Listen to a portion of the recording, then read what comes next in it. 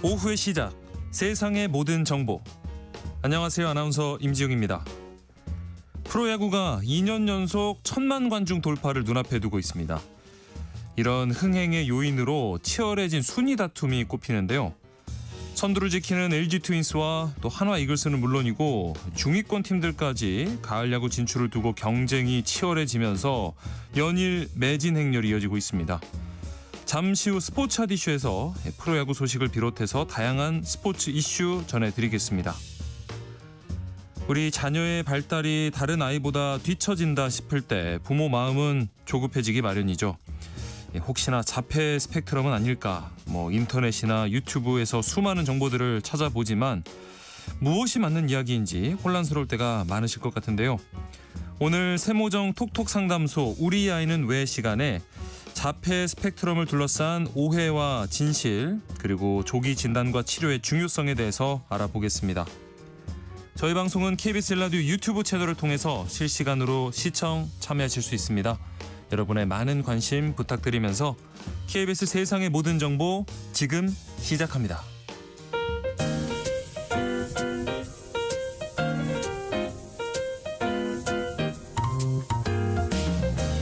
정신없이 바쁜 하루 놓치면 안 될 경제 사회 분야 뉴스 한 번에 정리해드립니다. 하프타임 뉴스. 먼저 이 시각 주식시장 상황부터 알아보죠. 장현재 시황캐스터 연결돼 있습니다. 안녕하세요. 안녕하세요. 어제 코스피 지수가 큰 폭으로 하락 마감하다가 오늘 이제 장 열리면서 상승세를 보였는데 지금 흐름은 어떨까요? 네, 우리 시장 4거래일 만에 반등하고 있습니다. 계속해서 큰 조정을 받아왔던 만큼 저가 매수세가 유입되고 있는 분위기인데요. 코스피 현재 1% 넘게 올라갑니다. 3,164포인트 가리키고 있고요. 수급적으로는 오늘도 기관이 매수 우위를 보여주고 있습니다. 2,489억 원 순매수하고 있고 반면 개인과 외국인은 팔자세입니다. 외국인이 628억 원, 개인이 2,414억 원 매도 우위 기록하고 있습니다. 오늘은 삼성전자 그리고 조선, 방산 대표주들이 시장 상승을 이끌고 있는데요. 우선 삼성전자는 엔비디아에 보낸 6세대 고대역폭 메모리 HBM4가 신뢰성 검증 시험을 통과했다는 보도가 나오면서 상승하고 있습니다. 1.8% 오름세고요. 더불어서 방산 대표주인 한화에어로스페이스 그리고 조선 대표주인 HD현대중공업도 강세 보여줍니다. 코스닥도 비슷한 양상인 것 같은데 지금 동향은 어떨까요? 네, 코스닥 지수도 말씀하신 것처럼 반등하고 있습니다. 네. 현재 0.7% 오름세로 783포인트 가리키고 있습니다. 수급적으로는 외국인과 기관 양 매도를 보여줍니다. 외국인이 613억 원 매도 우위, 기관이 522억 원 팔자 포지션 취하고 있고요. 개인만 홀로 1224억 원 순매수하고 있습니다. 예. 시가총액 상위 종목단에선 그간 낙폭이 컸던 제약 바이오주 중심으로 매수세가 유입되는 분위기입니다. 비만 치료제 대표주인 펩트론 2거래일 연속 상승세 시현하고 있고요. 더불어서 HLB가 오늘 5거래일 만에 반등합니다. 3.6% 오름세 기록하고 있습니다. 네, 오늘 장에서 어떤 종목이 눈길을 끌고 있을까요? 네, 오늘은 원자력 발전 관련주가 크게 상승합니다. 최근 한수원과 웨스팅하우스 간 합의문 관련 노이즈에 원전 관련주 약세를 보여왔었는데요. 네. 증권가에서 이 원전의 해외 수출이 완전히 막힌 게 아니고 다양한 사업 형태로 미국 시장에 진입할 수 있어서 V자 반등이 가능하다는 분석이 나왔고요. 또 오늘 이재명 대통령이 빌 게이츠 대단 이사장을 접견해서 한국 정부도 원자력 발전소에 관심이 많다고 말하며 원전 관련주가 주목받고 있습니다. 네, 외환 시장 소식도 전해주실까요? 네, 오늘 외환시장 1,397원 80전에 출발을 했는데요. 현재는 1,399원 30전에 거래되고 있습니다. 네, 장현재 시황캐스터와 함께했습니다. 고맙습니다. 감사합니다. 자, 그럼 이어서 임선우 뉴스캐스터와 하프타임 뉴스 이어가 보겠습니다. 안녕하십니까? 안녕하세요.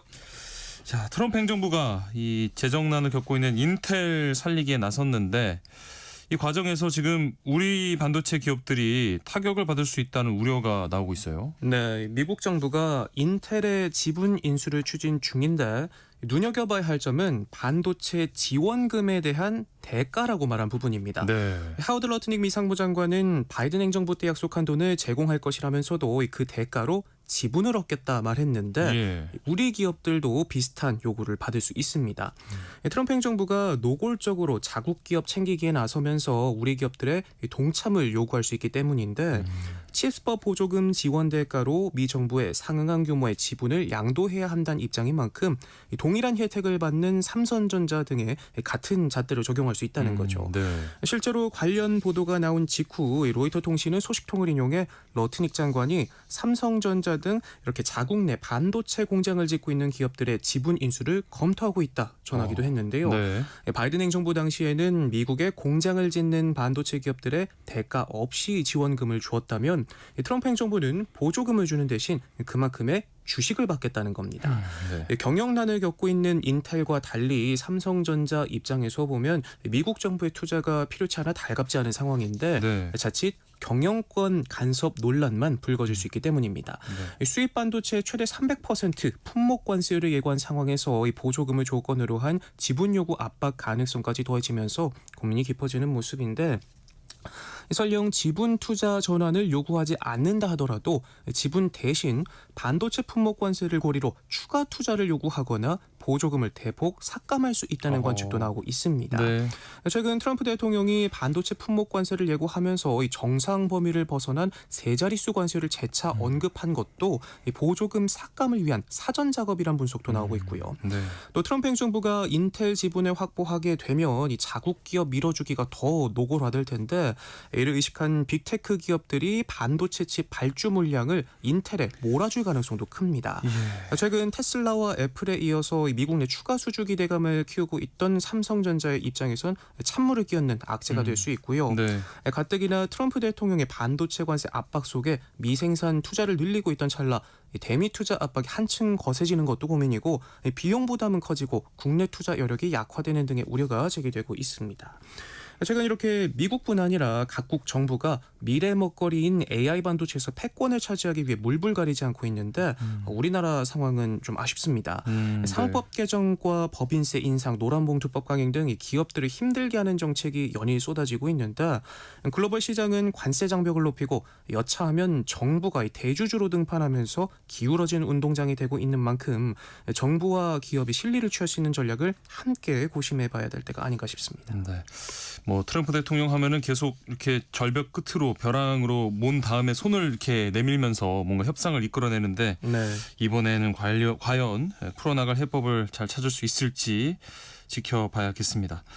자, 그리고 위기에 처한 이 석유화학 업계 정부가 대규모 구조조정 방안을 내놨다는 소식인데 예상대로 좀 강도 높은 구조조정 방안이 나왔네요.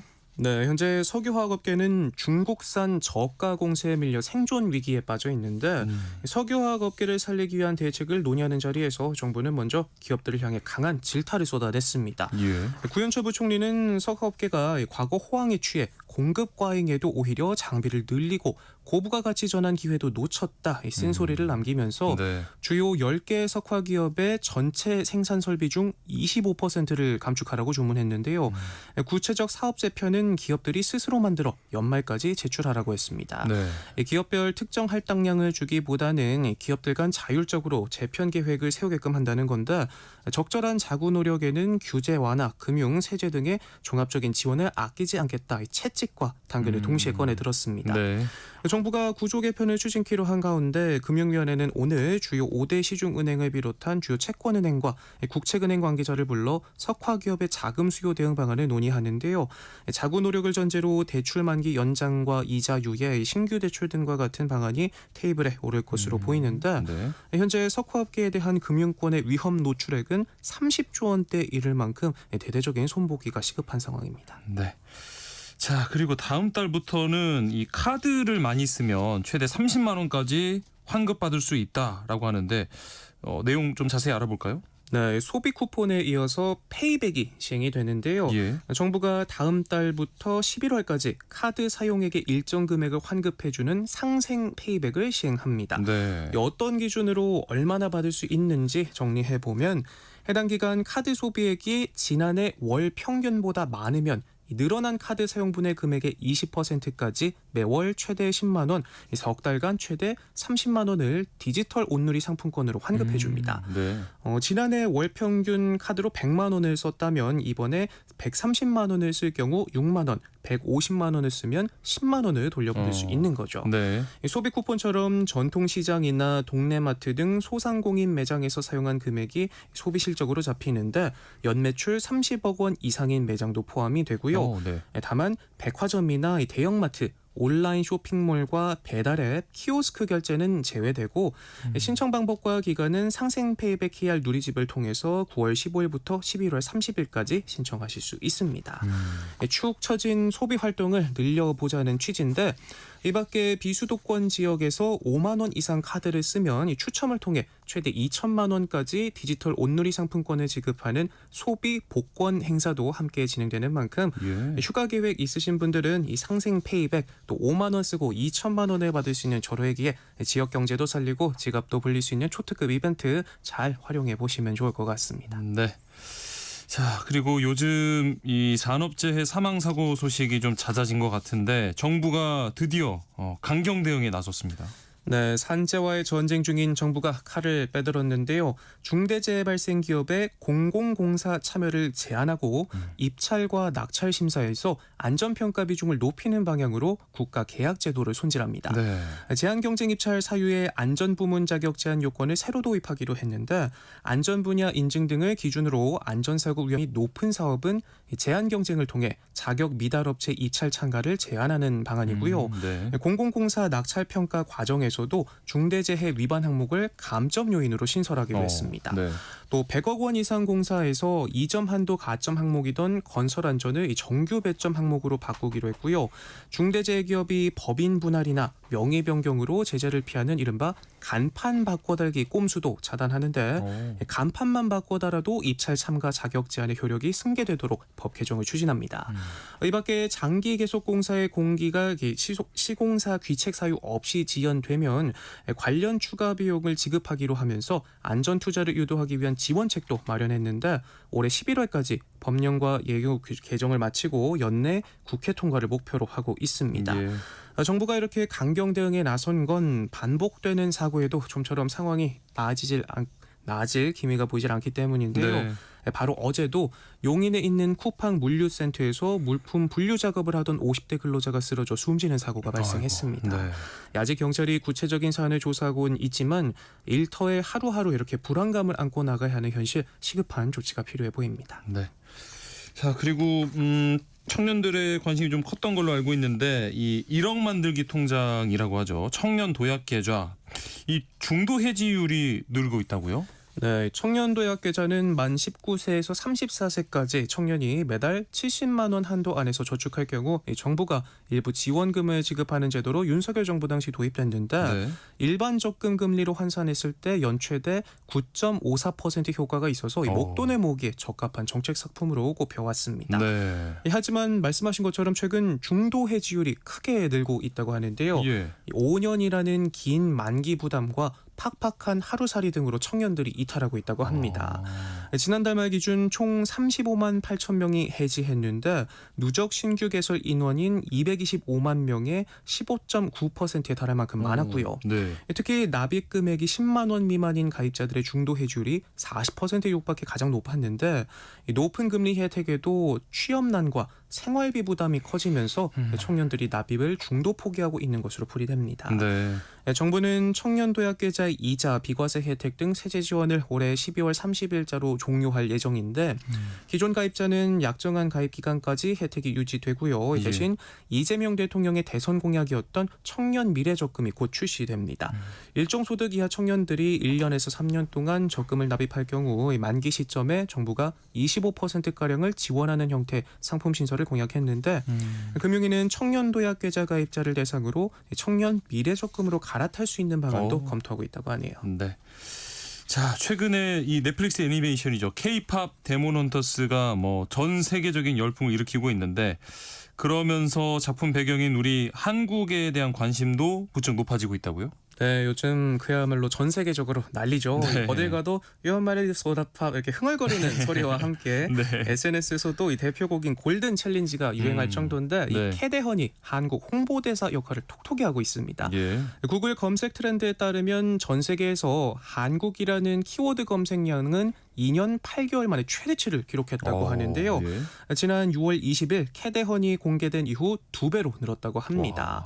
애니메이션 속 주인공들이 이 김밥이며 컵라면 등 한국 음식을 흡입하는 모습에 이 각종 챌린지 영상도 쏟아져 나왔는데 네. 한국 음식 검색량은 무려 75% 급증하면서 사상 최고 수준을 기록했다고 하네요. 예. 이 업계도 전례 없는 흥행에 방한 수요가 늘어날 것으로 기대하고 있는데 애니메이션에 등장한 한국적 요소들이 실제 여행 상품 예약으로 이어지고 있다.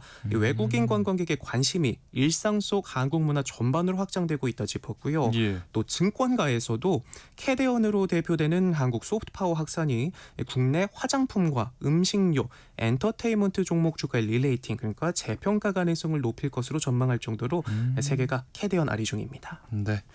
그리고 최근에 뭐 한 달에 뭐 7kg씩이나 살이 빠진다 이런 구입 후기 때문에 진짜 많은 분들이 샀던데 이 비만 치료제가 가짜였다고요? 네, 비만 치료 주사제 위고비가 인기를 끌면서 네. SNS에 먹는 위고비 광고가 그렇죠. 빗발쳤는데 네. 살이 쭉쭉 빠진다고 홍보하지만 식약처가 조사를 해봤더니요 다이어트 효과가 입증되지 않은 가짜였다고 합니다. 일반 식품을 비만 치료제인 것처럼 과대 광고한 혐의로 업체 5곳의 대표가 검찰에 넘겨졌는데 1년 동안 무려 324억 원어치나 팔았다고 하네요. 네. 한 달에 7kg 감량, 초강력 식욕 억제 같은 홍보 가이드라인을 만들어서 인플루언서들에게 전달하고 체험 후기로 가장한 허위 후기 영상까지 만들게 했는데요. 이 업체가 판매 목적으로 허위 광고를 하면 불법이지만 소비자의 사용 후기는 단속할 수 없는 허점을 노린 겁니다. 검증되지 않은 이런 부당 광고 주의하셔야겠습니다. 네.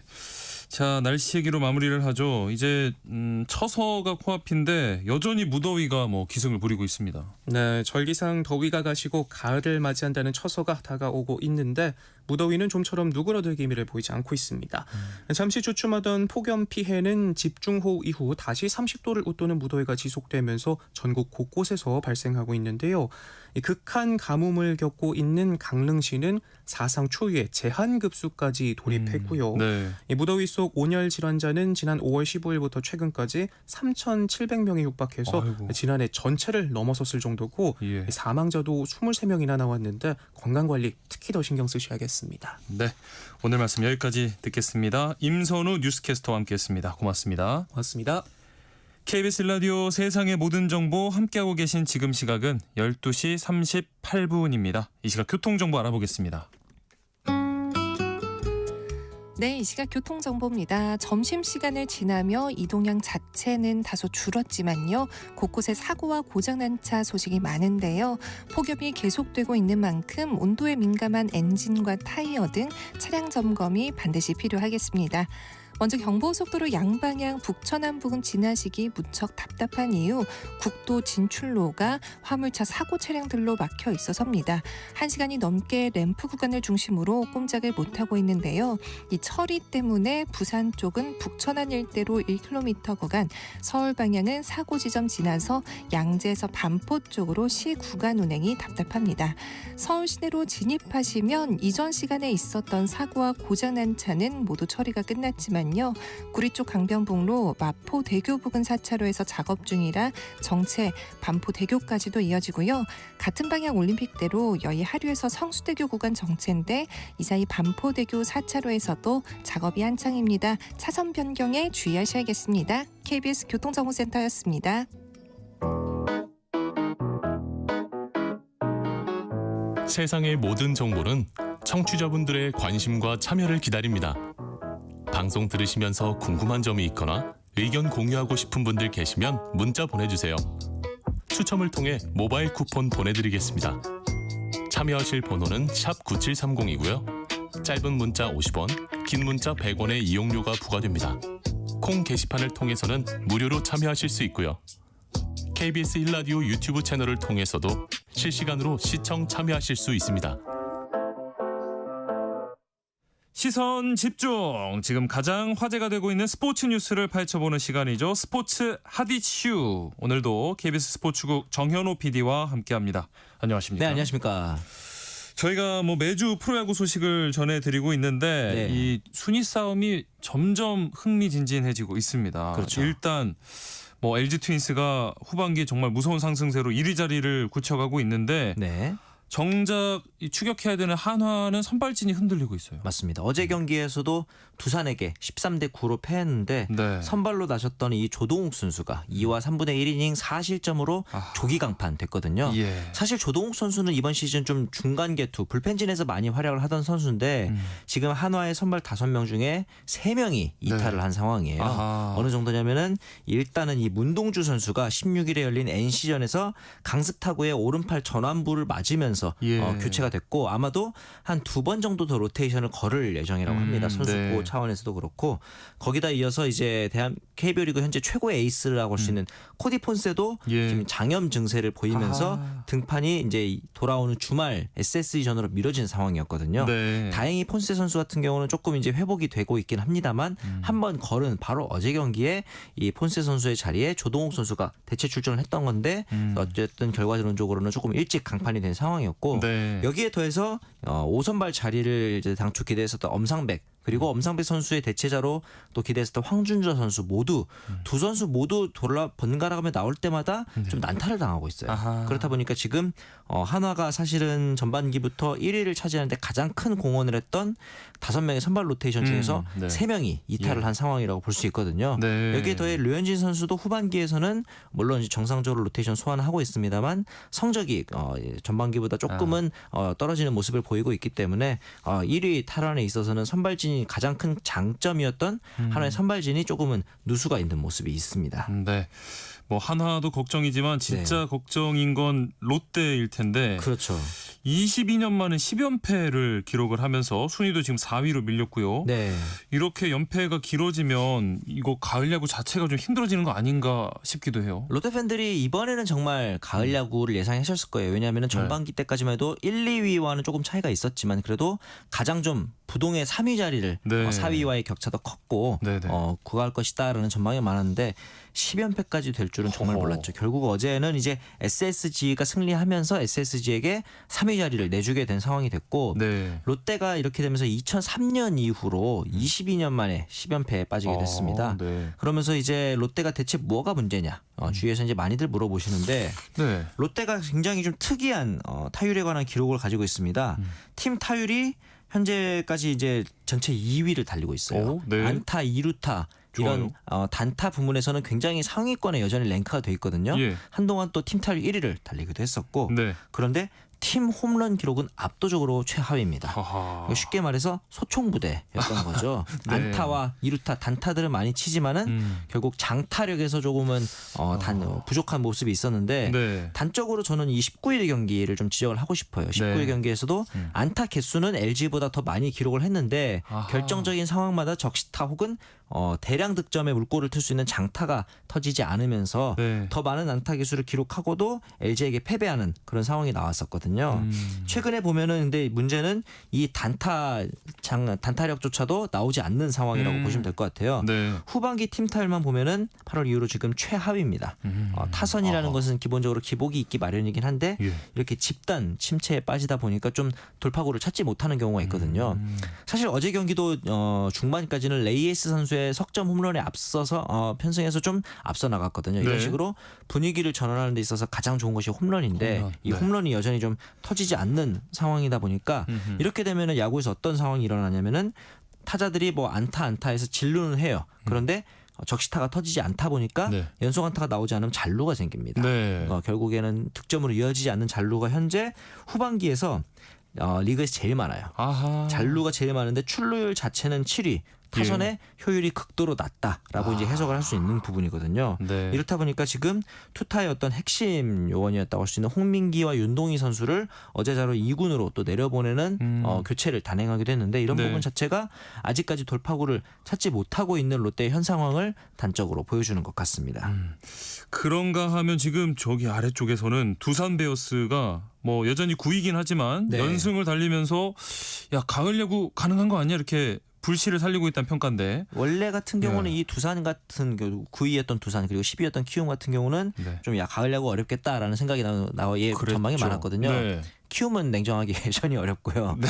두산 같은 경우는 최근에 보시면 6연승입니다. 예. 6연승도 6연승이고 타선의 어떤 응집력이 굉장히 많이 터지고 있는 모습이기도 롯데와 하고. 다르게. 네, 그러다 보니까 지금 롯데와의 경기 차가 5경기 반차. 물론 적은 경기 차는 아닙니다만은 네, 네. 만약에 이 페이스가 계속 이어진다면은 8위 혹은 이제 5위에 위치해 있는 기아와 KT와는 4경기 차밖에 낮지 않거든요. 네. 단숨에 만약에 이 연승이 조금 더 지속된다면은 오. 중위권까지 올라올 수 있는 상황이기도 합니다. 네. 그러면서 이제 제가 보기에는 이 5강권 주인공 대체 언제쯤 정해지는 거냐 이런 질문들이 많으신데 네. 9월 30일이죠. 정규 시즌 최종일까지 가봐야 할 것 같습니다. 하하. 특히나 왜 그러냐면은 네. 정규 시즌 최종 3연전이 LG와 한화가 예정돼 있습니다. 이야. 1, 2위 결정전까지 이어질 수도 있겠다 이때까지 그런 생각도 들고 네. 이렇게 순위 싸움이 흥미롭게 전개가 되다 보니까 프로야구의 흥행에도 좀 긍정적인 영향이 되는 것 같아요. 네. 20일까지 어제까지 집계된 관중 수를 보시면은 572경기에서 982만 7,890명 그러니까 오. 1,000만 관중까지 불과 17만 명밖에 남지 않은 상황이고요. 예. 경기당 관중 수를 좀 고려해 보면은 이번 주 중으로 아마 1,000만 관중 돌파 유력할 것으로 보이고요. 네. 지난해 1,088만 명의 관중이 입장했었는데 네. 지금 추세대로면 이 수치를 너끈히 넘어서서 아마 1,200만 명 관중까지도 좀 기대해 볼 수 있지 않을까라는 긍정적인 전망도 나오고 있습니다. 네. 끝날 때까지 이 뜨거운 열기는 식지 않을 것 같고요. 네. 그리고 지난 화요일부터는 KBO 리그의 이 체크 스윙 비디오 판독이 도입이 됐습니다. 네. 근데 뭐 마냥 이렇게 좋다기보다는 팀마다 이걸 전략적으로 활용해야 한다 이런 얘기가 있더라고요. 네, 당장 어제 경기였죠. LG와 롯데와의 경기에서 유영찬 선수가 던진 슬라이더에 손호영 선수가 헛스윙을 했다고 심판은 체크스윙 판정을 했어요. 네. 경기가 그래서 끝났습니다. 그런데 예. 롯데 측에서 비디오 판독 요청을 해서 판독 결과 굉장히 아슬아슬한 차이로 노스윙이 아하. 인정되면서 결국 손호영 선수가 볼넷으로 출루를 했단 말이죠. 네. 마치 그 이후에 롯데가 비록 경기를 뒤집지는 못했습니다만은 경기의 흐름을 바꿔놓을 수 있는 어쩌면. 굉장히 중요한 판정이 또 이제 번복이 됐다는 점에서는 네. 체크스윙 판정 비디오 판독이 도입된 의의를 좀 찾을 수 있었는데 각 팀마다 이제 이 부분에 대해서 좀 고민을 하는 이유가 뭐냐면은 네. 이 체크스윙 판정이 만약에 비디오 판독이 들어가서 번복이 되거나 유지가 되면은 그 타석에서 이루어진 플레이들이 판정 이전 상황으로 되돌아가야 됩니다. 이게 아하. 어떤 얘기냐면은 네. 예를 들어 삼진은 당했지만 주자가 도루를 하거나 네. 혹은 뭐 폭투가 나와서 득점이 났을 경우 예. 판독을 해서 번복이 되면은 그 전 돌아가요. 상황으로 다시 복귀가 되기 때문에 공격팀의 입장이라 하더라도 오히려 더 좋지 않은 결과로 이어질 수도 있기 때문에 마찬가지로 수비팀에서도 네. 이 판정 자체가 팀에게 어떤 이로운 영향이 있느냐 없느냐를 좀 더 전략적으로 판단한 이후에 신청해야 된다라는 이제 분석까지도 각 팀에서 하고 있다고 하네요. 네. 도르마무 이렇게 시간을 돌릴 수가 있게 됐군요. 맞습니다. 태평양을 건너서 메이저리그에서 뛰고 있는 우리 선수 소식 살펴보면 우리 이정우 선수가 극심한 타격 부진에 시달리다가 네. 8월 들어서면서 좀 달라진 모습을 보입니다. 맞습니다. 지금 8경기 연속 안타를 네. 또 쳐내기도 했고 타율 자체도 이제 2할 중반에서 후반부까지 좀 이어지고 있는 상황이기도 하고 예. 어제 경기가 또 굉장히 인상적이었죠. 아하. 어제 샌디에고와의 경기에서 첫 타석부터 1번 타자로 나서서 홈런포를 예. 쏘아내기도 했거든요. 그런데 이 홈런이 더 값졌던 이유는 한국 시간 기준으로 했을 때 본인의 생일날 터뜨린 아하. 생일 축포였습니다. 자축. 네. 시즌 7번째 홈런이기도 했고 거의 3달여 만에 아이고. 터진 홈런인데 네. 또 공교롭게 본인의 생일날 터진 홈런이기 때문에 또 이후에 다음 타석에서 또 2루타를 터뜨리면서 네. 멀티 장타를 기록했다는 점에서는 이정우 선수가 그전까지 연속 안타라든가 꾸준히 안타를 기록하긴 했지만 단타에 그쳤다는 경기가 많았다는 점을 생각해 보면은 네. 팀에서 기대하는 장타력들이 조금 더 살아나는 점에서 봤을 봤을 때는 이정우 선수의 부활을 좀 더 기대해봐도 좋을 것 같습니다. 네, 부활의 바람을 잘 타고 네. 앞으로 더 많은 활약을 보여줬으면 좋겠습니다. 네. 다음은 우리 배드민턴 간판 안세영 선수 소식인데 지난 중국 오픈 4강에서는 무릎 부상으로 기권을 했는데 네. 세계 선수권 대회 출전 앞두고 있잖아요. 몸 네. 상태 어떤지 궁금합니다. 세계 선수권 미디어 데이가 이제 그저께 열렸었는데 네. 많은 기자분들이 이제 과연 안세영 선수의 몸 상태에 대한 고민들이 궁금증이 가장 많았을 겁니다. 네. 그래서 안세영 선수 그리고 이제 이 박주봉 감독 두 사람 모두 이상무 완벽한 몸 상태다라고 공언을 할 정도였습니다. 다행입니다. 지금 8월 동안 합숙 훈련이 진행되고 있는데 빠짐없이 모든 훈련을 소화를 하고 있고 예. 세계 선수권에 맞춰서 조금씩 컨디션을 끌어올리고 있는 과정이다. 이런 이야기를 또 했습니다. 네. 더욱이나 이번 세계 선수권이 열리는 경기장이 아디다스 아레나 바로 이 파리 올림픽의 환희가 배어 있는 아하. 경기장이거든요. 예. 그러다 보니까 이 어떤 지난해 있었던 좋은 기억들을 그대로 되살릴 수 있지 않을까라는 또 생각을 하면서 이번 세계 선수권에서 2연패를 또 노리고 있는 안세영 선수가 되겠습니다. 네. 그리고 또 이 파리로 향하는 마음이 남다를 두 선수가 있는데 네. 서승재, 김원호 복식 두 선수가 파리 올림픽에서는 적으로 맞붙었어요. 맞습니다. 파리 올림픽 당시에는 이제 이 김원호 선수를 상대로 해서 서승재, 최유정, 김원호, 정나은조가 이제 격돌을 했었는데 네. 치열한 승부 끝에 이제 김원호, 정나은조가 승리를 했었거든요. 그러면서 그렇죠. 당시가 4강전이었기 때문에 결승에 진출해서 그 은메달을 또 획득을 했었는데 네. 당시에 이제 이 김원호 선수에게 패배했다는 결과 자체도 서승재 선수가 좀 겸허하게 인정을 했었고 네. 이제는 함께 두 선수가 남자 복식의 페어링이 돼서 나가기 때문에 네. 지난해에 어쨌든 김원호 선수가 또 성적이 좋았으니 그 기운을 좀 전달해 달라 뭐 이런 이야기를 하기도 했었고 네. 이 서승재 김원호조가 랭킹 1위에 오른 직후였던 예. 중국 오픈에서 입상을 하지 못했어요. 예. 이게 무슨 의미냐면 그 전까지 서승재 김원호조가 거의 모든 대회를 석권했을 정도로 페이스가 그렇죠. 좋았음에도 불구하고 약간만의 실수만 있더라도 순위권 내에 진입하지 못할 정도로 현재 남자 복식 무대는 굉장히 평준화돼 있다. 그리고 네. 전력 격차가 크지 않다. 예, 박주봉 감독도 이 점에 좀 주목을 해서 좀 더 투지 있고 만반의 준비를 기해야 한다라는 점을 강조하는 분위기였습니다. 네. 자, 그리고 K리그로 넘어오면요. 지금 뭐 경기가 많이 남긴 했지만 전북의 우승으로 좀 기울어졌다는 평가가 나오는데 네. 최근 경기만 봐도 리그를 거의 뭐 폭격하는 그러니까요. 수준으로 지난 시즌 전북과는 완전 다른 모습이에요. 지난 시즌은 10위였죠. 12. 지금 성적에 공 하나가 더 붙는 그런 순이어서 신기해요. 네. 굉장히 명가가 이렇게 될 수까지 있나라 생각했는데 그렇죠. 이번 시즌은 또 이 거스포엣 감독을 이제 영입을 아하, 하면서 굉장히 달라진 모습을 보여주고 있는데 네. 현재까지 K리그 1에서 승점 60점으로 압도적인 선두거든요. 예. 2위인 김천 상무와는 17점 차이로 와. 굉장히 압도적인 성적을 가지고 있는데 네. 어떤 점이 강점이냐로 물어보면은 이렇게 얘기하고 싶어요. 공격과 수비를 잘한다. 압도적입니다. 그냥 리그 다 잘하는 최다골이고, 건데요? 네, 네. 리그 최다골인데 최소 실점입니다. 와. 이건 뭐 간단하게 얘기하면은 골 많이 넣고 실점 안 내주는 축구의 정석을 보여주고 있는 팀이거든요. 인간미가 없어요. 네. 네. 그리고 득점 부문 1위인 전진우 선수도 보유하고 있고 외국인 선수인 콤파니오 선수도 두 자릿수 득점을 또 기록을 예. 하고 있다 보니까 소위 말하는 편대들도 잘 이제 되어 있고 네. 현재까지 지금 22경기 무패 행진을 와. 17승 5무로 이어가고 있어요. 그래서 만약에 다가오는 포항전에서 지지 않는다면은 이 부분 역대 2위 타이 기록을 또 이제 기록을 하게 됩니다. 그리고 네. 자체 보유 중인 역대 최다인 33경기 연속 무패 기록까지도 내심 좀 노려보고 있는 상황이 되다 보니까 당시에 있었던 이 옛날에 6년 전, 7년 전이죠. 2018년도에 전북을 또 소환하시는 팬들이 많아요. 네. 당시 이 최강희 감독을 그렇죠. 필두로 해서 라이언킹 이동국 선수, 아하. 김신욱, 로페즈, 이재성 많은 축구 팬들이 기억하시는 이름이 있었을 텐데 네. 당시에 이제 경남 FC와의 승점 차가 21점 차로 격차를 벌리는 압도적인 우승이었거든요. 네. 이번 시즌에도 이 정도로 좀 압도적인 우승을 해주기를 전북 팬들이 기대하고 있을 것으로 보입니다. 네.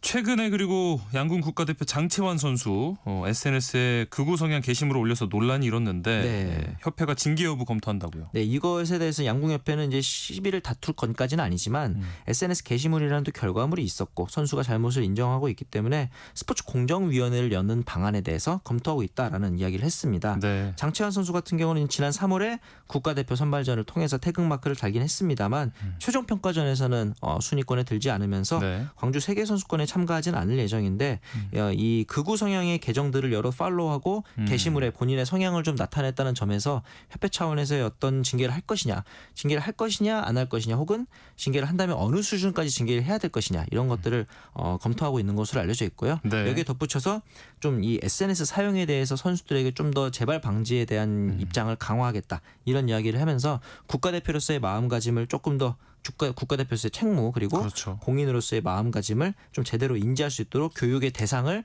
국가대표 그리고 더 나아가서는 상비군까지 확대하겠다 이런 입장을 또 밝히기도 했습니다. 네, 스포츠 핫이슈 오늘은 여기까지 하겠습니다.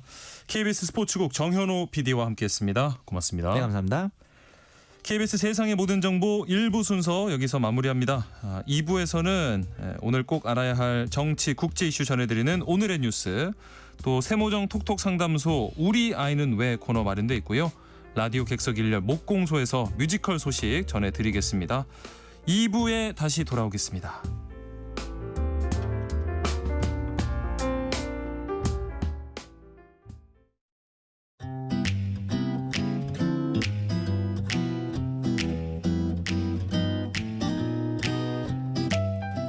안녕하세요.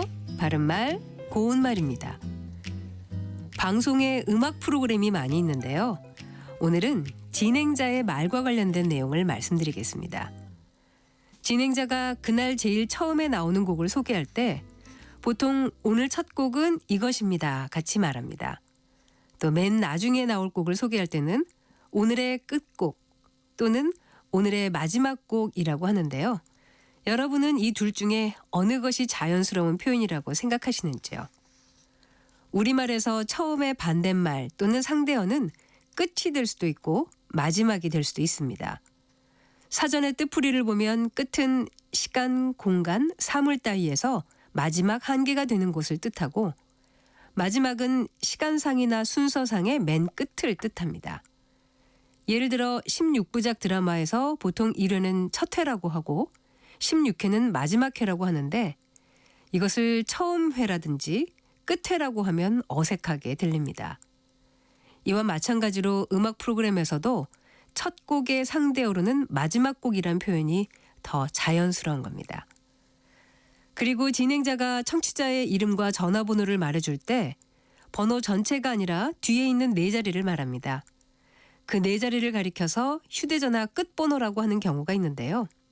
휴대전화 끝번호는 끝에 있는 숫자 하나를 가리키는 것이기 때문에 맞는 표현이 아닙니다. 이때는 전화번호 뒷자리라고 해야 뒤에 있는 4개의 숫자를 뜻하게 됩니다. 진행자가 정확한 표현을 사용하는 것이 바람직하겠죠? 지금까지 바른말 고운말 아나운서 국혜정이었습니다.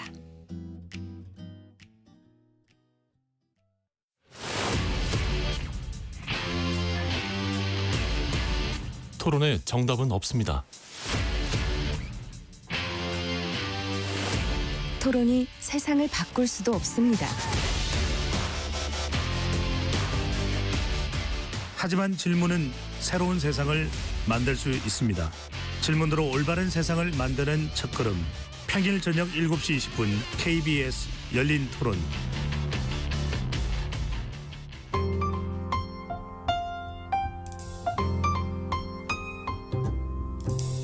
어떤 하루 보내고 계신가요?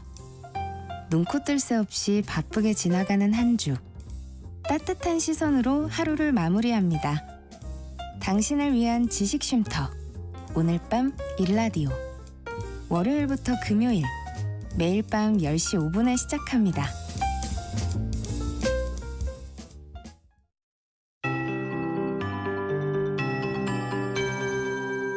KBS 58분 날씨. 지금 경주는 35도, 서울은 33도까지 기온이 올랐습니다. 전국 대부분 지역에 폭염특보가 발효 중인데 폭염경보인 곳이 많은 상태고요. 오늘 예상 낮 최고 기온은 강릉과 대전, 대구, 전주가 35도, 광주 34도, 서울과 부산, 제주 33도 등으로 평년 기온보다 1도에서 8도 정도 높겠습니다. 여기에 습도까지 높아서 몸으로 느껴지는 체감 온도는 내일은 기온보다 더 오르겠습니다. 온열 질환에 걸릴 위험이 매우 높은 날씨니까요. 목이 마르지 않아도 물을 자주 마시고 시원한 장소에서 충분히 휴식을 취하시기 바랍니다. 당분간은 낮에는 무더위가 밤에는 열대야가 이어지겠고 절기처서인 모레 토요일에도 오늘만큼 기온이 오를 것으로 예상됩니다. 오늘 전국에 구름이 많이 끼는 가운데 대기가 불안정해서 곳곳에는 소나기가 내리겠습니다. 양은 적게는 5mm에서 많게는 60mm 이상의 소나기가 천둥, 번개와 돌풍을 동반해 요란하게 쏟아지겠고요. 같은 지역 내에서도 강수량의 차이가 크겠습니다. 또 소나기가 내릴 때에는 일시적으로 기온이 떨어지겠지만 그치고 난 후에는 습도가 더 높아지면서 후덥지근하겠습니다. 현재 서울의 기온은 33도입니다. 송소진입니다.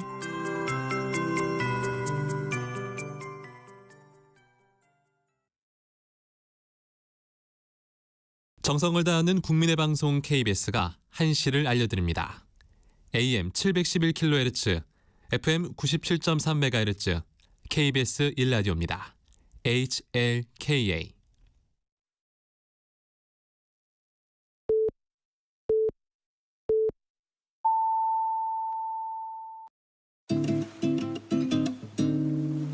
나른한 오후를 책임질 영양 만점 지식 비타민. 세상의 모든 정보.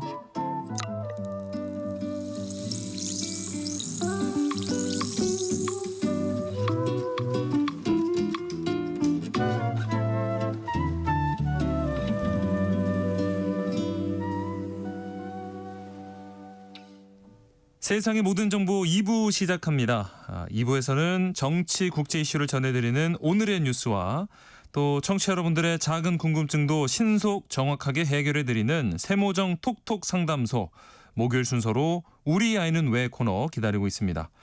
오늘은 이 자폐 스펙트럼에 대한 오해와 진실 그리고 조기 진단과 치료의 중요성에 대해서 자세히 알려드릴 예정입니다.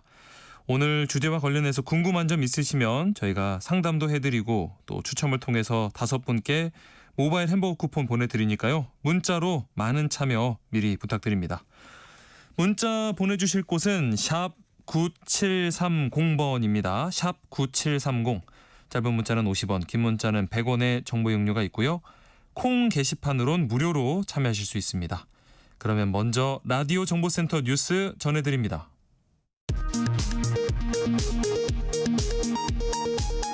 오는 23일 취임 후 첫 일본 방문을 앞둔 이재명 대통령이 일본 요미우리 신문과의 인터뷰에서 일본은 매우 중요한 존재라면서 위안부 문제 등과 관련해 과거 한일 양국이 맺은 합의를 뒤집는 것은 바람직하지 않다는 뜻을 밝혔습니다. 8월 임시국회 첫 본회의가 열린 오늘 방송문화진흥예법 개정안이 더불어민주당 주도로 국회 본회의를 통과했습니다. 이어 방송 3법 중 마지막 법안인 EBS법 개정안이 본회의에 상정됐습니다. 국민의힘은 무제한 토론으로 맞서고 있습니다. 더불어민주당이 검찰 수사와 기소권을 분리하는 내용의 정보조직법 개정안을 다음 달 25일 본회의에서 처리할 예정입니다. 주식 차명거래 의혹으로 민주당을 탈당한 이춘석 의원의 사임으로 치러진 국회 법제사법위원장 보궐선거에서 더불어민주당 6선 추미애 의원이 선출됐습니다. 국민의힘 의원들은 표결에 참여하지 않았습니다. 경찰청이 이태원 참사 관련 정보합동 조사의 일환으로 내부 감사에 나선 것으로 KBS 취재 결과 확인됐습니다. 이를 두고 경찰 내부에서는 참사 당시 출동 경찰관들에 대한 2차 가해라는 반발도 나오고 있습니다. 지금까지 라디오 정보센터 뉴스 정원나였습니다.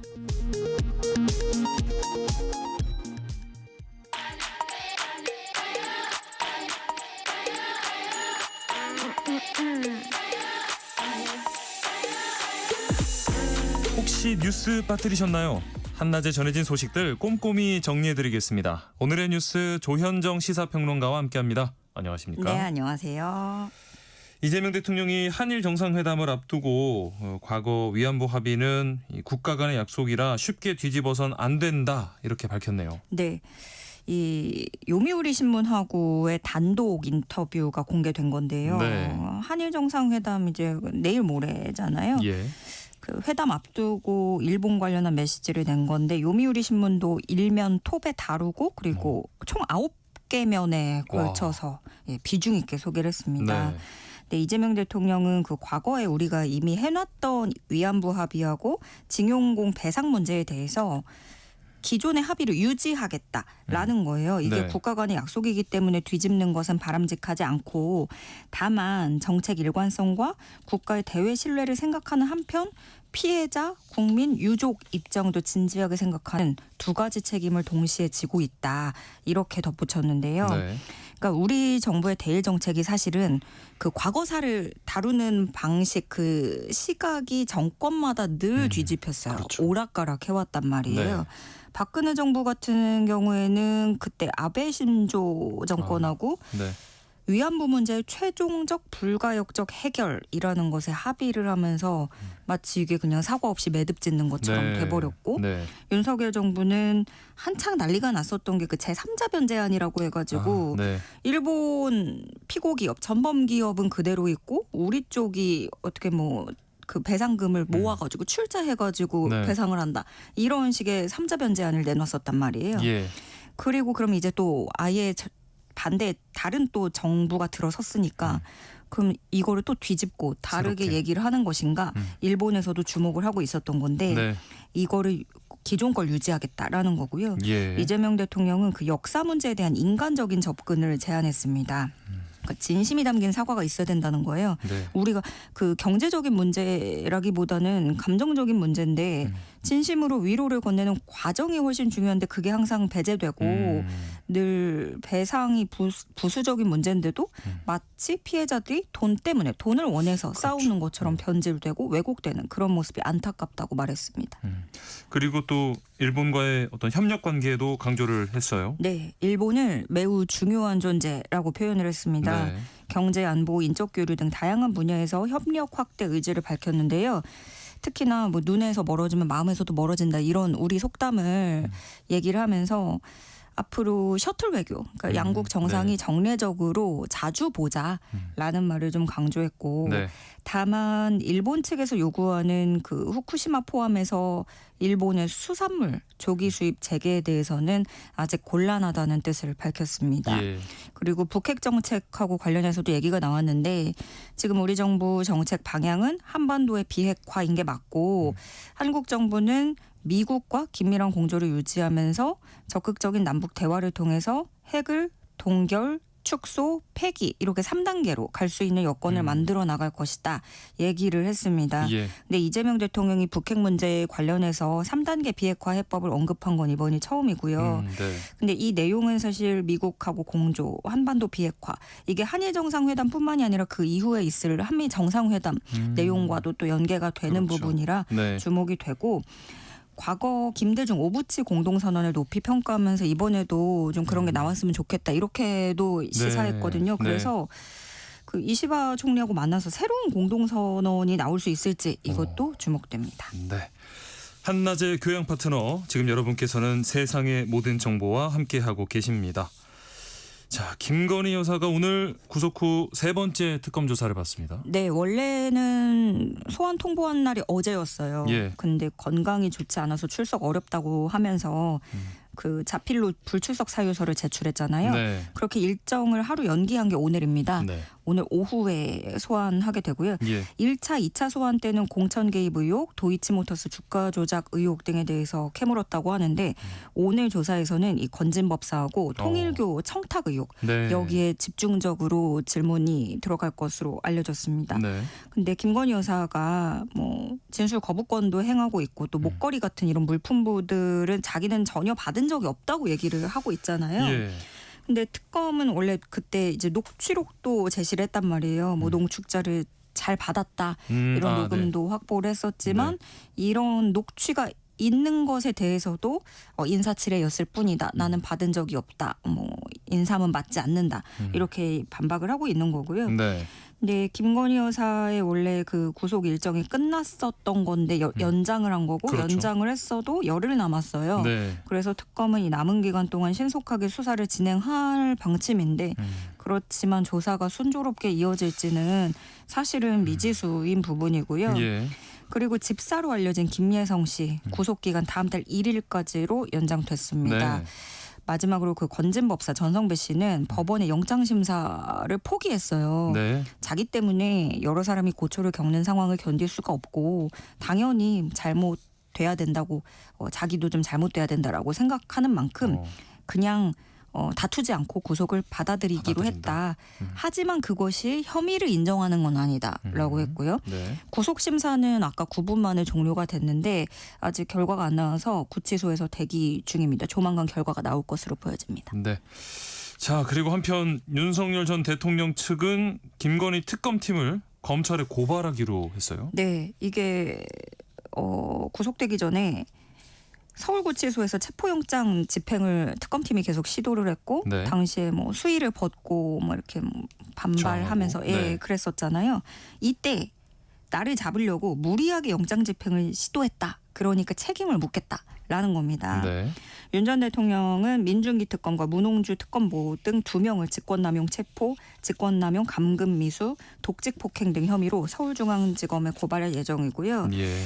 또 김건희 여사 같은 경우에는 그 심평 변호사, 네. 윤 전 대통령 멘토라고 불렸던 사람이잖아요. 예. 심평 변호사를 접견해서 이 심평 변호사가 만나고 난 이야기를 또 들려줬어요. 네. 그게 주목받고 있는데 김건희 여사가 심평 변호사한테 말하기로 서희건설이 지금 이재명하고 짜고 우리를 죽이려고 한다. 한동훈이 그렇게 배신하지 않았더라면 그의 앞길에는 무한한 영광이 기다리고 있었을 것이다. 이런 예. 얘기를 했다는 거예요.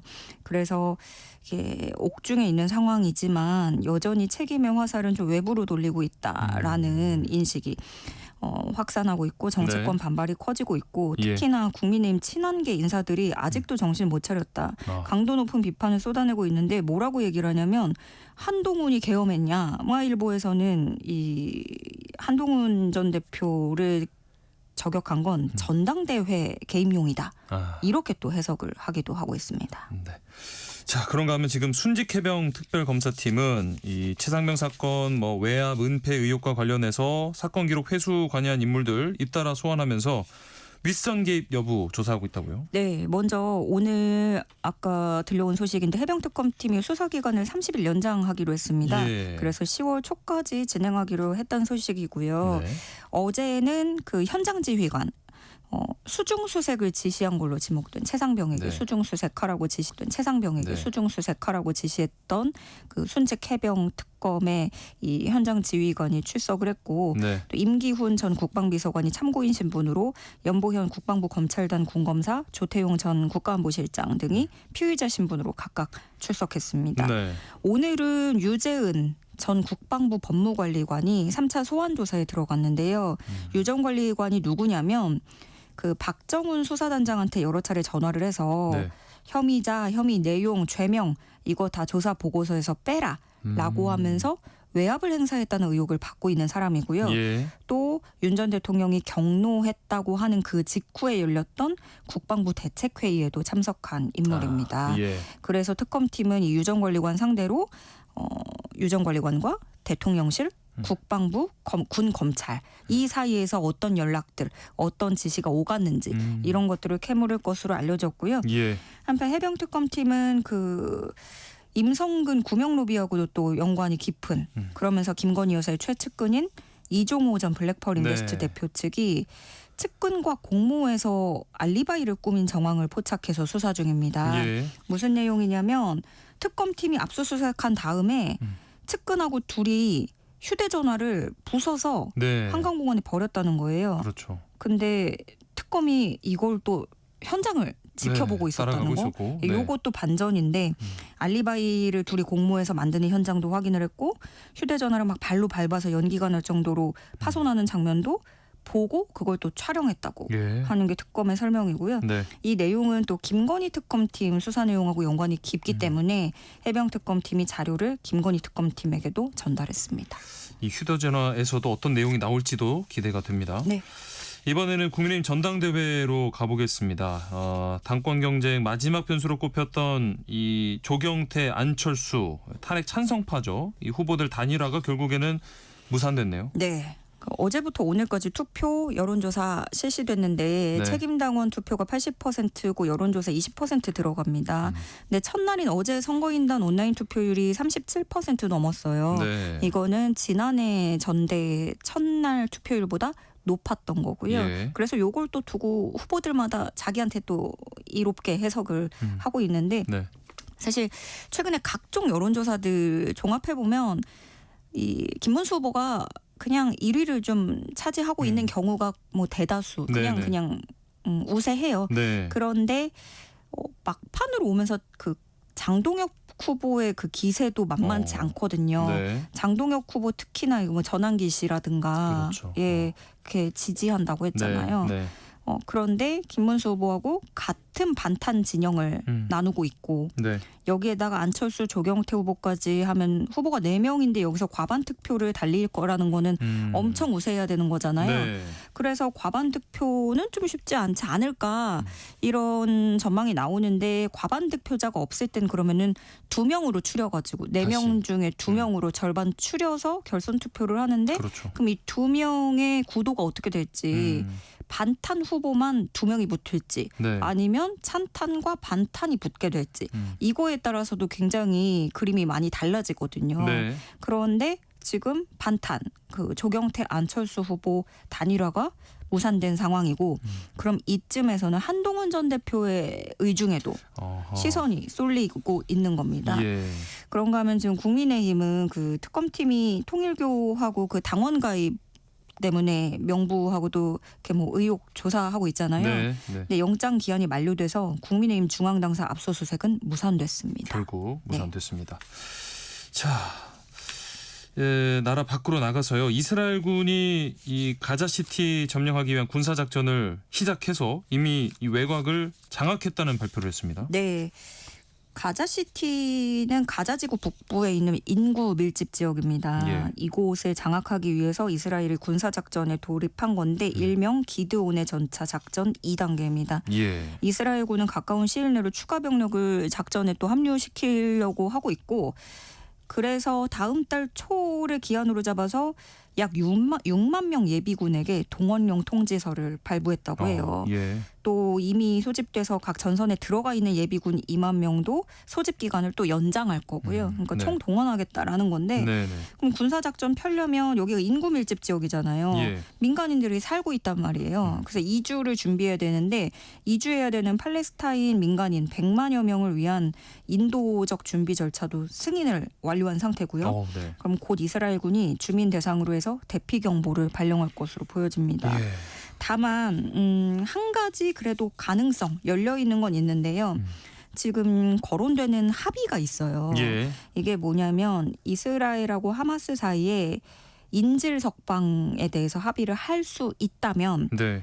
이 공격 계획이 취소될 수도 있는 거죠. 네. 이게 뭐냐면 하마스가 이스라엘 쪽 인질을 데리고 있는데 네. 2023년부터 이게 납치돼서 250여 명인데 49명이 억류된 걸로 파악이 돼 있고 이 중에 20명이 생존한 것으로 추정이 되고 있는 상태예요. 네. 그래서 이스라엘은 이 인질을 꺼내야 되는 거잖아요. 네.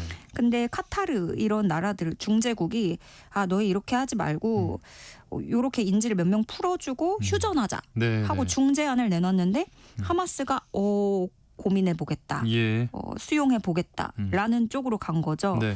이게 이스라엘 인질 살아있다는 20명 그 추정치 안에서 10명을 석방한다는 건데 네. 근데 이스라엘로서는 다 받고 싶잖아요. 그렇죠. 생존자든 사망자든 할 것 없이 다 내놔라. 그래야 된다라는 입장인데 그러면서도 또 사실은 어쨌든 하마스가 어느 정도는 인질을 내어준다고 하니 그러면 새로운 휴전 제안도 좀 열어두고 검토하는 것으로 알려졌습니다. 네. 오늘의 뉴스 여기까지 하겠습니다. 지금까지 조현정 시사평론가와 함께했습니다. 고맙습니다. 네, 고맙습니다.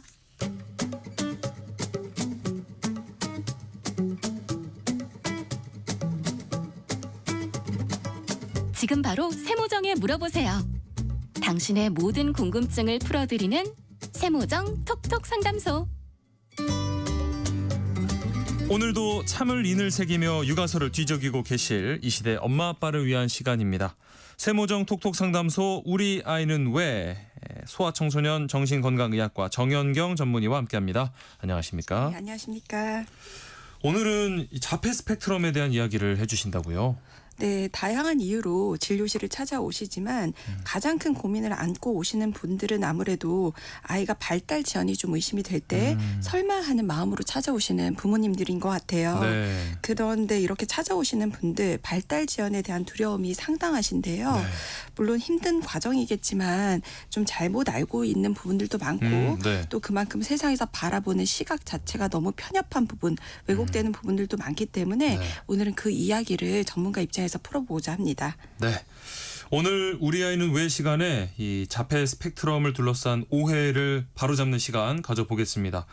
주제 관련해서 평소에 궁금한 점 있으셨다면 우리 정연경 선생님이 도움을 드릴 테니까요. 문자 많이 보내주시기 바랍니다. 추첨을 통해서 총 5분께 모바일 햄버거 쿠폰도 보내드릴게요. 문자 보내실 곳은 샵 9730번입니다. 샵 9730. 짧은 문자는 50원, 긴 문자는 100원의 정보 이용료가 들고요. 콩 게시판이나 KBS 1라디오 유튜브 채널 통해서는 무료로 참여하실 수 있습니다. 뭐 요즘 유튜브나 이런 SNS만 봐도 뭐 이런 증상일 때는 자폐 스펙트럼 의심해야 한다. 이런 콘텐츠들이 많거든요. 실제로는 진단 기준이 어떤지 좀 궁금합니다. 네, 자폐 스펙트럼 장애는 뇌 신경 발달 장애 중 하나로 분류가 되는데 사회적 의사소통 기능과 상호작용 능력이 부족하고 행동 패턴이나 흥미, 활동의 범위가 제한적이고 반복적으로 나타나며 감각 자극에 대해서 과도하거나 과소한 반응을 보이는 것이 특징입니다. 예. 이 특성들 중에서 하나가 있다고 해서 자폐다 이렇게 진단 내릴 수는 없고요. 무슨 말이냐면 아이가 단지 말이 느리다고 자폐를 의심할 수는 없다는 말이에요. 네네. 말은 늦은데 눈 맞춤 잘 되고 비언어적 의사소통이 된다는 거죠. 네. 엄마가 시키는 것 얼른 해오고 수용 언어가 되고 보여주고 싶은 것이 있으면 짜잔하고 의사소통을 하고자 하는 그런 욕구들이 있다면 네. 자폐일 가능성은 매우 낮습니다. 또 비슷한 맥락으로 이제 까치발하면 많이 걱정을 하시는데요. 그렇다고 네. 자폐다 이렇게 진단 내릴 수 있는 것도 아니에요. 자폐는 앞서 말씀드린 대로 언어 비언어적 상호작용의 결함이 있으면서 동시에 반복되는 행동 양식이나 감각 자극에 대한 반응이 일반적이지 못하고 변화에 대해서 너무 민감한 모습을 함께 보이는 경우에 진단 내릴 수가 있겠고 예. 이러한 면들을 정확하게 판단하기 위해서는 임상 경험이 풍부한 소아정신과 전문의의 진료를 반드시 받아보는 것이 중요하겠습니다. 아하. 현재 우리나라 유병률이 2% 정도로 나타나고 있는데 이것은 또 적다고 볼 수 없는 숫자죠. 네. 또 자폐가 맞다면 최대한 빨리 치료에 발견해서 치료를 시작하는 것이 매우 중요합니다. 어떤 단 한 가지 증상으로 특정할 수는 없고 여러 증상이 함께 보일 때 진단을 내릴 수 있다라는 건데 사실 이렇게 뭐 자폐 스펙트럼이라고 하면은 드라마나 영화에서 보고 막 굉장히 뭔가 천재적인 모습을 떠올리는 분들이 많이 계시는데 실제로는 증상 범위가 굉장히 다양하게 나타난다는 말씀이시죠? 네, 우영우가 정말 공전의 히트를 치면서 네. 자폐에 대한 사회적 인식이 매우 좋아졌습니다만 이전에도 자폐를 다룬 영화 드라마들은 계속해서 있어 왔죠. 예. 대표적으로는 마라톤, 초원이가 있겠고요. 외국 영상물로는 레이맨의 더스틴 호프만 그리고 최근작으로는 빅뱅 이론의 쉘던이 그래요. 네. 그런데 위에 언급한 주인공들만 보더라도 네 작품 중에서 세 작품이 완전 천재, 뛰어난 지적 능력을 갖춘 자폐인들을 보여주고 있죠. 네. 또 마라톤 초원이는 인지 능력은 부족하지만 달리기에 특출난 소질을 보여주고 있고요. 예, 그러다 보니 자폐는 뭔가 특별한 능력을 무조건 갖추고 있는 사람으로 여겨지기가 쉬운데 사실은 자폐인 중 특별한 능력을 갖춘 수는 비자폐인 우리가 가지고 특별한 능력을 가진 수와 거의 유사하다고 보면 됩니다. 소수입니다. 적군요. 네. 예, 그래서 또 증상의 가볍고 중한 정도도 굉장히 다양해서 가족과 같이 아주 가까운 지인들만 스며시 알아차린 정도에서부터 자립에 전적인 도움이 필요한 정도까지 이른 그대로 자폐 스펙트럼적인 양상을 보이는 것이 특징이라고 할 수 있겠습니다. 뭐 이렇게 발달장애 아동이라고 하면 이렇게 돌발 행동을 하고 또 좀 통제가 안 되는 모습을 보여서 경계하게 되던데 이것도 개인마다 차이가 있다는 거죠? 굉장한 차이가 있어요. 네. 물론 자폐 아동들의 경우 인지 발달이 또래보다 한 75% 정도에서 이제 미성숙하다고 보여지는 경우들이 있고요. 예. 또 이로 인해서 연령보다 감정 조절도 미성숙한 경우들이 있는데 그에 반해서 체격은 정상 발달을 하다 보니까 그들이 보이는 행동 문제가 더 크게 느껴지는 예. 경우들이 있습니다. 네. 또 감각 자극에 대한 반응이 과도한 경우들이 많아서 그로 인해서 행동 조절이 어렵게 되는 경우들이 많은데요. 우리도 예를 들어 공사장 옆에서 계속 있는다 생각해 보면 네. 얼마나 예민해지고 짜증이 나겠어요. 그렇죠. 네. 근데 이제 자폐 스펙트럼 아이들의 경우에는 일상적인 소음이나 빛 자극 이런 것들이 마치 우리가 공사장이나 클럽에 와 있는 것처럼 매우 강하게 느껴지기 때문에 예. 쉽게 뭐 쇼핑몰 이런 데서 피로해지고 민감해지기가 쉽다는 것이죠. 예. 그런데 이런 특성들조차 자폐인들마다 굉장히 다르기 때문에 자폐는 행동 조절이 안 된다 이렇게만 볼 수는 없는 문제고요. 또 이렇게 행동 조절에 어려움을 경험하시는 경우에는 보호자분들께서 행동 치료라든지 약물 치료를 매우 적극적으로 행해 주시거든요. 예. 그러다 보니까 어릴 때는 행동 통제가 어려웠던 아이들이 자라나면서 확연히 개선되는 경우들도 정말 자주 볼 수 있습니다. 예. 이 자폐 스펙트럼 치료를 뭐 늦게 시작하면 할수록 치료가 어렵다 이런 얘기도 들었는데 실제로 그런가요? 그럼요. 자폐 스펙트럼 증상의 경감을 위해서 가장 중요한 것은 무엇보다 신속하고 정확한 개입입니다. 이건 뭐 자폐라서가 아니라 모든 여타 질환이나 문제도 마찬가지겠죠. 예, 숙제라는 것은 미룰수록 더 크고 무거워지기 마련입니다. 인생의 모든 문제가 그러할진데 유독 발달 문제에 관해서만큼은 많은 주변인들이 크면 낫는다. 아, 남자애라서 그래. 아직 어려서 그렇다. 이런 말씀들로 조기 개입을 막는 경우들이 있는데 네. 이 시간 동안 아이의 발달 문제는 더욱 심각해질 뿐더러 치료 예후도 그만큼 나빠지게 됩니다. 그렇기 때문에 우선 기다려봐도 될 아이인지 적극적 개입이 필요한 아이인지가 고민이 되신다면 반드시 소아정신과 진료를 통해서 빨리 확인을 해주시면 좋겠습니다. 근데 사실 부모 입장에서는 이게 뭐 우리 아이가 조금 다르다 싶다가도 바로 이렇게 병원을 찾아가기가 참 어렵고 또 무섭기도 할 것 같아요. 네, 물론 아이의 자폐 진단을 받아들이는 것은 결코 쉽지 않은 문제이기 때문에 네. 최대한 외면하고 싶은 것이 당연한 부모의 마음이기도 합니다. 네. 하지만 아이가 추후 겪게 될 어려움 그리고 또 부모님이나 주변 가정에 있는 뭐 형제 자매들의 부담을 최소화시키기 위해서라도 최대한 빠른 개입이 필요한 것이 분명한 사실이고요. 예. 그저 크게 되면 낫는 단순 발달 지연 아이들이 분명히 있어요. 네. 근데 그 아이들조차도 어떤 치료적인 개입을 통해서 지연된 부분에 조기 촉진을 도와줄 수 있다면 그 사이 기간 동안 놓치게 되는 다양한 경험과 학습의 시간들 그리고 자신감 저하 같은 문제들로부터 좀 더 빨리 자유롭게 만들어줄 수가 있거든요. 예를 들어 말만 느린 친구들도요.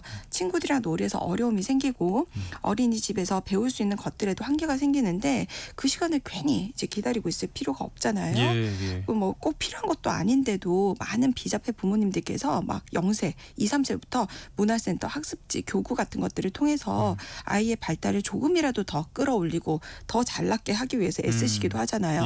그런데 만약 우리 아이가 발달이 느리다면 그걸 지켜보고 있을 이유는 딱히 없을 것입니다. 오히려 더 빠르게 뭔가 대처와 조치를 취하는 게 필요할 수도 있겠다는 생각이 드는데 이런 이 자폐 스펙트럼 장애가 있는 경우에 어릴 때는 좀 순하다가도 뭐 사춘기가 되면 이렇게 공격성이 나와서 더 격해진다 이런 얘기도 있거든요. 맞나요? 네, 저 이 질문에 별로 동의하지는 않는데요. 네. 왜냐하면 다른 이유가 아니라 자폐라서가 아니라 대부분의 아이들이 사춘기가 되면 전두엽 기능이 일시적으로 약화되고 호르몬의 변화에 민감해짐으로써 공격성과 충동성이 올라오고 자기 조절 능력이 약화되는 경향을 보이기 때문이니까요. 이게 자폐인들에게만 해당하는 이야기는 절대 아니라는 소리죠. 다만 자폐 아이들은 공격성도 그렇지만은요. 특히 지능이 높은 고기능 자폐 아동들의 경우에는 사춘기가 되면서 사고의 유연성이 훅 떨어져서 굉장히 고집스럽게 변하는 경우들이 좀 생깁니다. 예, 사실 이 부분도 비자폐 아동들에게도 동일하게 일어나는 부분이기도 한데요. 무슨 말이냐면 사춘기 애들 생각해 보세요. 부모가 생각하기에는 말도 안 되는 논리와 고집으로 완전히 똘똘 무장해서 부모랑 계속 논쟁하거든요. 이게 맞아요. 사춘기 시기가 피아제라는 분의 인지 발달 이론에 따르면 형식적 조작기에 해당함으로써 발생하는 일인데 네. 이 시기 아이들의 뇌는 추상적 사고와 가설 설정 이런 것들을 활발하게 할 수 있게 되어요. 네. 즉 자기만의 논리 구조가 생겨난다는 것인데 아하. 이게 사춘기다 보니까 이제 처음 시작되는 기술이다 보니까 초보 기술이어서 좌충우돌할 때가 많다 보니 아이들 입장에서는 진지하게 이렇게 뭐 항변을 하는데 네. 어른들 입장에서는 그냥 똥꼬집 중2병 정도로만 여겨지는 것이죠. 근데 이게 자폐 아동들은 조금 더 강하게 표현될 수가 있습니다. 말씀 듣고 보니까 뭐 그렇겠다는 생각이 드는데 그렇더라도 자폐 아동을 키우고 있다면 사춘기에 조금 더 신경을 써줘야 되는 거겠죠? 네, 앞서 말씀드린 그런 특성들을 보호자분들께서 잘 살펴주시는 과정들이 필요한데 이 시기에 너무 아이의 의견을 묵살하거나 하면 요즘 같은 시기에는 인터넷이 발달되어 있다 보니까 네. 자신의 의견에 동조하는 그룹들을 SNS 통해서 쉽게 찾을 수가 있어요. 예. 그러면서 자신의 한쪽으로 치우친 인식 체계가 걷잡을 수 없이 극단으로 왜곡되는 일들이 쉽거든요. 네. 뭐 너무 이제 정치적 성향이 뭐 좌쪽이나 우쪽으로 치우친다거나 아니면 뭐 여혐, 남혐 이런 데로 좀 치우치는 경우들이 있을 수가 있어요. 네. 그래서 자폐 여부를 떠나서 사춘기 아이들과 대화를 할 때는 좀 너무 똥꼬집스러운 부분들이 있다 하더라도 지나치게 반박하거나 묵살을 해서 대화의 길이 막혀서 그래서 인터넷 소통 창구에나만 아이가 몰입하게 되는 것을 좀 경계해야 될 것 같습니다. 네. 이런 이 하나하나의 과정들이 참 쉽지 않겠다 싶은 게 최근에 제가 어느 쇼핑몰에서 이렇게 계속해서 꽤 크게 소리내는 아이를 봤는데 이제 뭐 보호자가 말려도 소용이 없고요. 그랬더니 주변에 이제 한 분이 좀 화를 내고 심지어는 욕까지 하는 경우가 있었는데 물론 공공장소니까 조용히 하는 게 맞겠고 이분한테는 뭔가 불편함이 있으셨겠지만 보호자나 아이 입장에서는 참 이게 상처가 되고 어려운 상황일 거란 생각이 들거든요. 이런 상황이 계속해서 부딪힌다고 해도 아이랑 밖에 나가고 이런 훈련을 계속 하는 게 중요한 건가요? 필요한 건가요?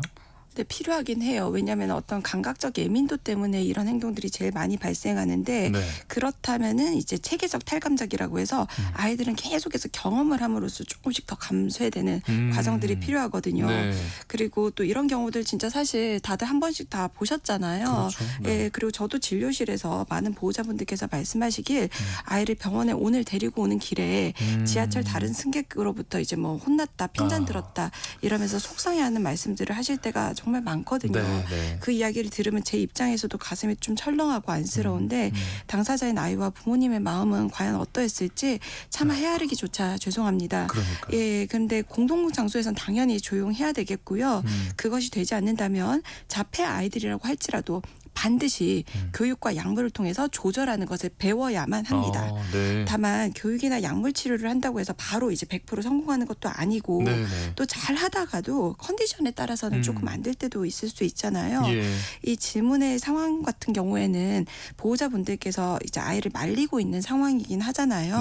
네. 그렇다면 여기에 대해서 조금 더 너그러이 봐주시면 어떨까 합니다. 특히 왜 그러냐면 그 상황에서 주변인이 막 혼내고 핀잔을 주면은요 아이 입장에서는 감각 자극이 더 과잉되기 때문에 그렇죠. 더 불안해서 큰 소리를 낼 수가 있거든요. 네. 그래서 불난 집에 기름 붓는 격이 될 수 있기 때문에 더욱 그렇습니다. 네, 이 자폐 스펙트럼에 대해서 이야기를 나눠보고 있습니다.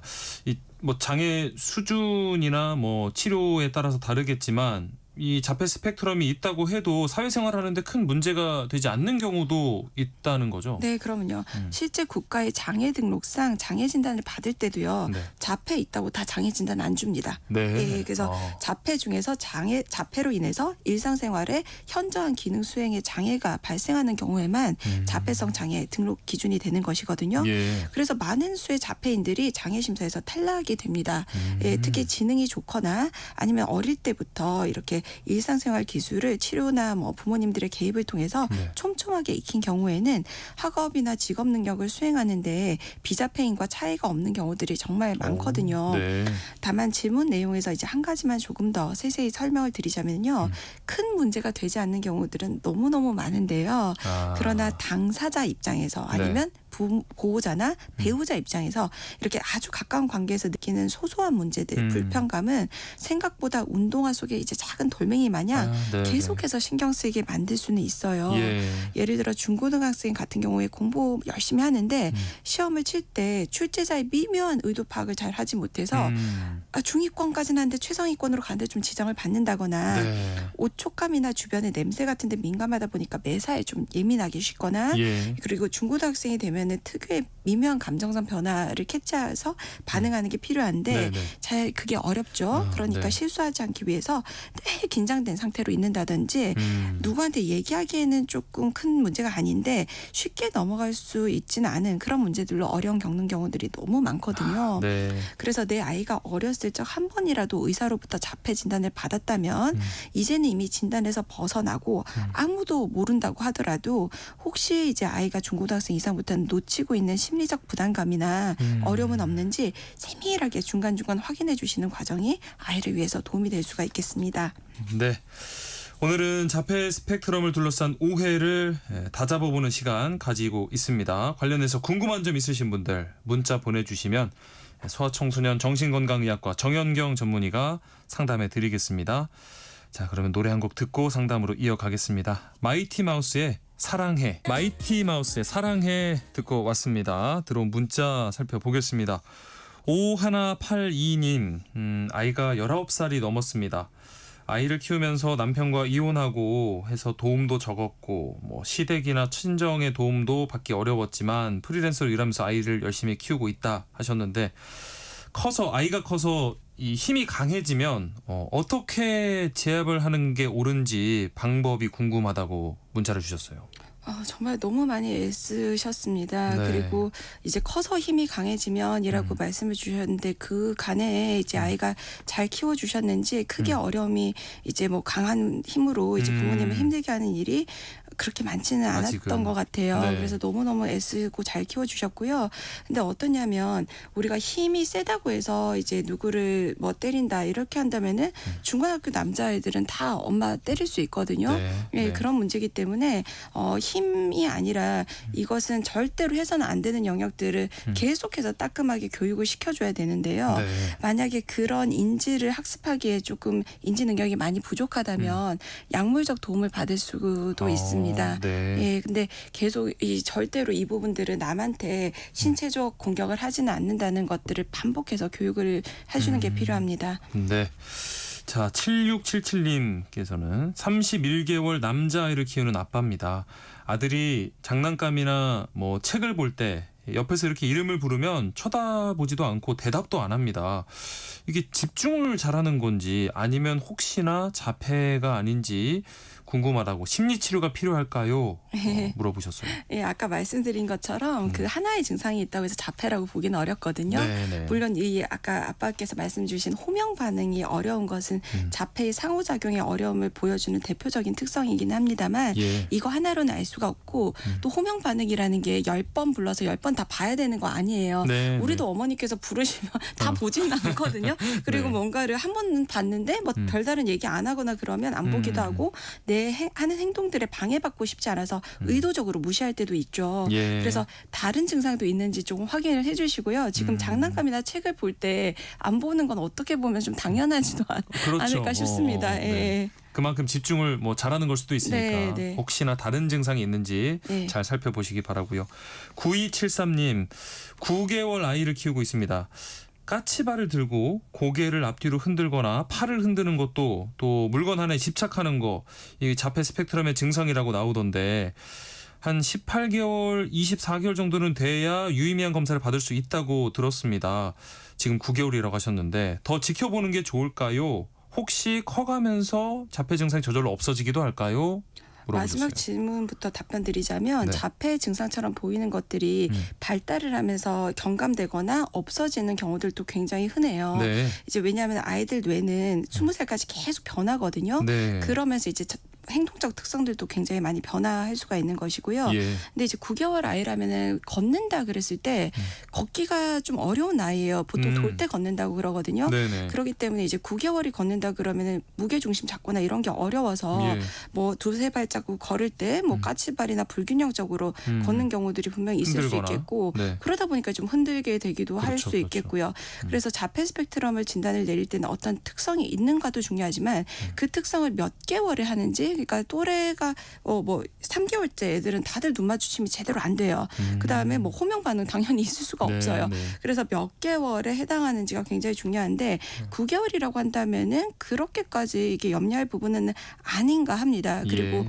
18개월에서 24개월 정도가 되면 이제 조금 더 명확해지는 부분들은 있는데 네. 사실 그 이전에도 임상적 경험이 조금 있으신 이제 소아정신과 선생님들 같은 경우에는 이 감별들이 꽤나 가능하거든요. 아, 네. 예, 그렇기 때문에 너무 마음이 불편하시고 걱정이 되신다면 진료를 좀 받아보시면 좋겠습니다. 네. 6512님, 너무 이른 미디어 노출이 혹시 자폐에 영향을 줄 수 있는 건지 궁금합니다 하셨어요. 네, 실제로 뭐 미디어 노출로 인해서 자폐가 후천적으로 된다 이런 건 아니에요. 네. 자폐 스펙트럼은 선천적인 질환이기 때문에 그런 것들은 아닌데 유사 자폐처럼 미디어만 너무 노출이 되면 상호작용 능력이 결함에 좀 생길 수는 있겠죠. 이것은 미디어 노출을 끊어주면 네. 100% 돌아올 수 있는 증상들입니다. 네. 예. 이분들 가운데 5182님, 7677님, 9273님께 모바일 햄버거 쿠폰 바로 보내드리고요. 또 추첨을 통해서 쿠폰 더 보내드리겠습니다. 끝나고 홈페이지에서 당첨자 확인해 주시기 바랍니다. 세모정 톡톡 상담소 우리 아이는 왜 여기서 마칩니다. 소아청소년 정신건강의학과 정연경 전문의와 함께했습니다. 고맙습니다. 네, 감사합니다.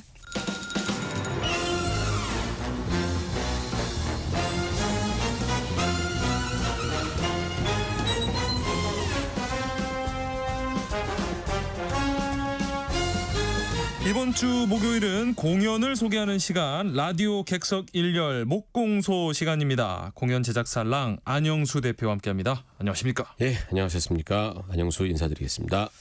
오늘은 어떤 공연을 소개해 주실 건가요? 네, 저한테 주어진 시간이 13분 정도 되는 것 같은데 네. 욕심냈습니다. 두 작품 갖고 왔습니다. 그럼 빠르게 가야겠는데요. 네. 두 작품 어떤 작품들일까요? 예, 모두 다 실존했던 인물을 다룬 공연 두 작품을 갖고 왔는데 네. 공통점이라면 이제 여성으로서 그 과학과 예술에 큰 영향을 준 인물을 다룬 작품입니다. 하나는 우리가 이제 퀴리 부인이라고 많이 알고 있는 이제 그 퀴리 부인이 아니라 본인의 이름으로 다시 한번 이분의 삶과 업적을 다룬 공연 뮤지컬 마리 퀴리라는 작품 갖고 왔고요. 예. 다른 하나는 상상할 수도 없는 아픔 속에서도 예술의 극치를 선사한 인물. 왜 눈썹이 이렇게 살짝 이어진 프리다 칼로의 일생을 다룬 뮤지컬 프리다라는 작품 이렇게 두 작품 갖고 왔습니다. 네. 말씀해 주신 것처럼 두 작품 모두 여성이 주인공인데 이런 뭐 여성 주인공 작품들이 많이 있나요? 예, 생각보다 꽤 많습니다. 그 공통적인 부분이죠. 여성이 주인공인 작품. 네. 근데 사실 이제 정말 오랜 시간 동안 남성 위주의 사회였다는 것을 부정할 수 있는 사람은 별로 없을 테니까. 그렇죠. 네. 예, 이제 그런 상황 속에서도 대단한 업적을 만들어낸 여성들이 오늘날 더 많이 조명을 받고 있는 것 같은데 지금 현재 대학로에서도 뭐 제인 에어나 폭풍의 언덕 같은 그 소설을 썼던 브론테 자매의 이야기를 다룬 뮤지컬 웨이스티드라는 작품도 있고 또 버지니아 울프의 삶과 사랑을 다룬 올랜도 인 버지니아라는 작품도 있고 그리고 이제 그 윤심덕 씨의 그 사회 찬미 윤심덕 씨의 얘기를 또 상상력으로 만들어낸 관부연락선이라는 뮤지컬도 있는데 오늘은 그 중에서 이제 마리 퀴리와 프리다라는 작품 두 작품 갖고 왔습니다. 네. 자, 그러면 빠르게 이제 작품 어떤 내용인지 들어볼까요? 네, 12분 남았습니다.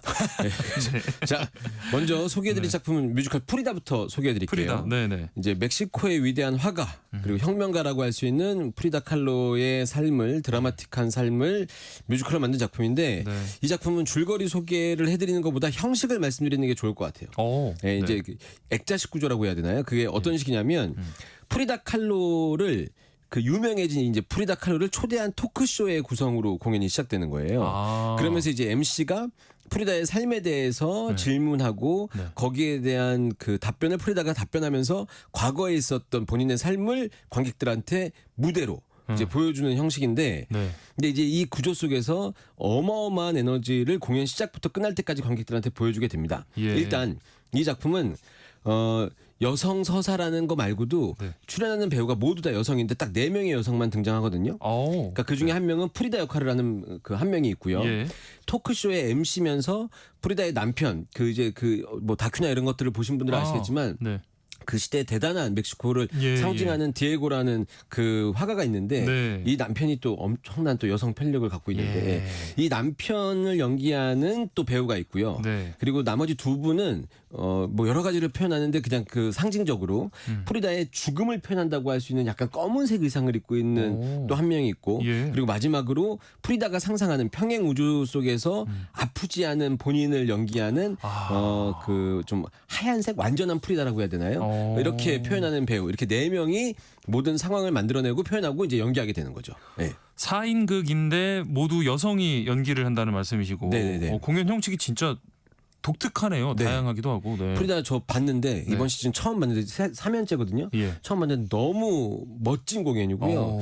일단 그 실제 무대 위에서 펼쳐 보이는 모습이 뭐 거기서 이제 자기 과거 연기하는 거니까 뭐 재현 배우가 하듯이 거기서 거기 아닌가라고 생각하실 수 있는데 상상하는 그런 형식과는 완전히 다른 형식이니까 공연장에서 만나게 되시면 진짜 세련됐다. 네. 이렇게 좀 느끼실 수 있을 것 같고요. 예. 그냥 전반적으로 말씀드리자면 특별한 콘서트 공연장에 오신 것 같은 그런 느낌을 받으실 수 있게 되고 예. 이 4명의 배우들이 그 뭐 연기하면서 노래를 부르는 것도 있지만 마이크를 들고 네. 아예 진짜 가수처럼 4명이 아주 파워풀한 락커처럼 공연을 막 진행하거든요. 네, 네. 이런 모습에 압도당하실 거고 그냥 상징적으로 하나 말씀드리자면 그 디에고 역할도 하고 MC 역할도 하는 그 배우들이 네. 이제 한 배역에 캐스팅 3명 정도 됐거든요. 네, 네.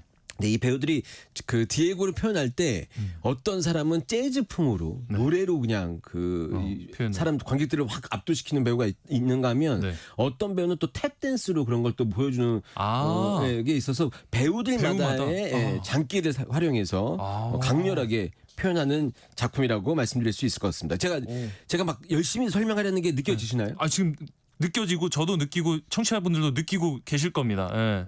얼만큼을 느끼셨던 그 이상이라는 걸 얘기하고 싶었습니다. 예. 실제로 보셔야지 이 강렬함이 더 느껴지실 거라는 말씀 꼭 드리고 싶었습니다. 네. 지난주에 이 스튜디오에서 탭댄스도 이렇게 보여주시고 해서 이런 네. 열정 열의가 뭐 다들 느끼실 것 같아요. 네. 아니요, 그 아는 만큼 보인다고 진행자님이 생각하시는 그거보다 조금 더 이상이라는 걸 꼭 말씀드리고 싶었습니다. 알겠습니다. 네. 자, 그러면은 여기서 뮤지컬에 나오는 음악 들어볼까요? 네, 그 뮤지컬 프리다에서 코르셋이라는 넘버를 준비했는데 프리다라는 공연이 초연 때부터 그 계속 이제 참여했던 프리다라는 공연 참여했던 김소영 배우의 목소리를 준비했습니다. 한번 들어보시면 좋을 것 같습니다. 알겠습니다. 프리다 중에서 코르셋 듣고 오겠습니다.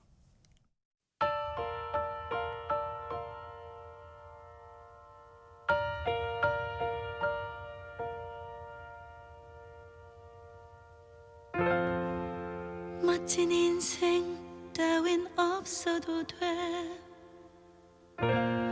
화려한 조명도 필요 없어 하지만 조그만 숨이 남아있다면 다시 날 수 없다 해도 다시 뛸 수 없다 해도 아직 사랑할 힘이 남아있다면 쓰러져도 다시 일어설 수 있어 포기하지 마 프리다 칼로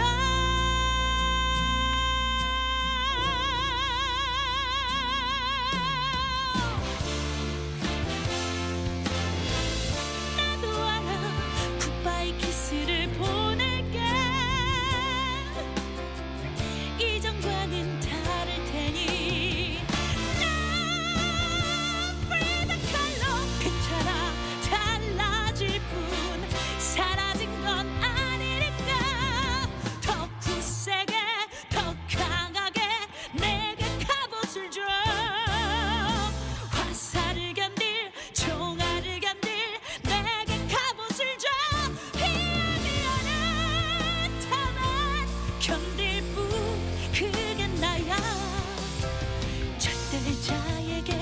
절대적으로 순응할 수 없는 것은 절대자가 절대적으로 날 위하지 않기 때문.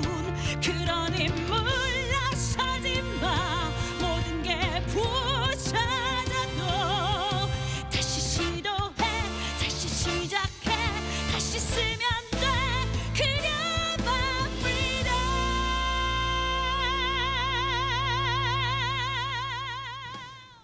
와, 뮤지컬 프리다 중 코르셋 들어봤습니다. 네. 김소양 배우의 목소리로 전해드렸습니다. 자, 다음 시간이 없다고 하시니까 바로 다음 뮤지컬 마리 큐리는 어떤 작품입니까? 다음부터는 청취자 여러분들 한 작품만 하겠습니다. 방금 이 노래도 끝까지 쫙 들었었어야 되거든요. 그러니까요. 예. 자, 마리 큐리 간단하게 말씀드리겠습니다.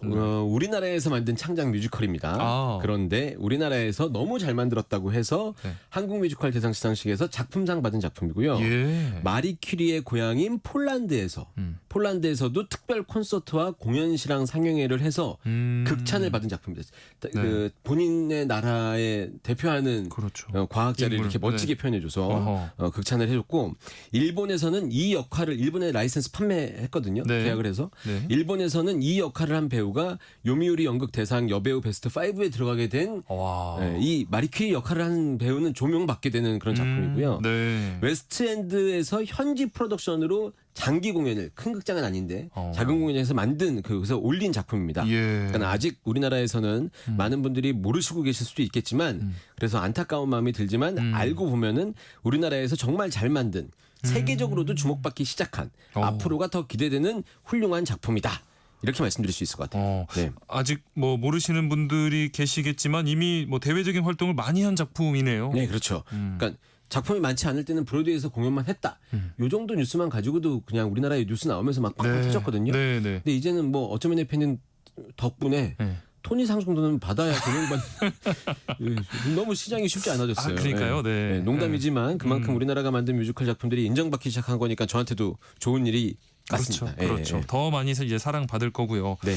그러면 이 마리 퀴리를 뮤지컬에서는 어떻게 그리고 있을지 궁금한데요. 네, 줄거리 간단하게 말씀드리면 줄거리 말씀드리기 전에 요거 말씀드려야 될 것 같아요. 이 작품은 역사적인, 그러니까 실제 있었던 그 사건들을 시간의 순서를 배열을 조금 틀어서 여러 가지 이제 고민과 책임, 뭐 그리고 헌신, 또 이해를 이야기하는 작품이라고 말씀드릴 수 있을 것 같은데 좀 풀어서 말씀드리면 마리 퀴리의 라듐 발견으로 인한 대단한 업적으로 인한 노벨상 수상. 근데 한편에서는 라듐의 유해성 때문에 생겼던 시계 공장에 다녔던 이 직공들의 죽음. 이 두 가지 사건을 재배치하면서 많은 것을 생각하게 하는 이런 작품이라고 말씀드릴 수 있을 것 같습니다. 어떤 점에 중점을 뒀는지 줄거리가 더 궁금해지는데요. 네. 말씀드릴게요. 네. 공연의 시작은 이제 죽음을 앞둔 마리 퀴리, 마리가 그의 딸한테 세상에 남길 마지막 한마디를 건네게 됩니다. 이제 딸은 도대체 무엇 때문에 이 마리 퀴리가 그토록 삶을 힘들게 생각하고 짓눌렸는지에 대해서 알고 싶어하면서 이제 공연이 시작되죠. 자, 이제 과거로 시간이 이제 거꾸로 갑니다.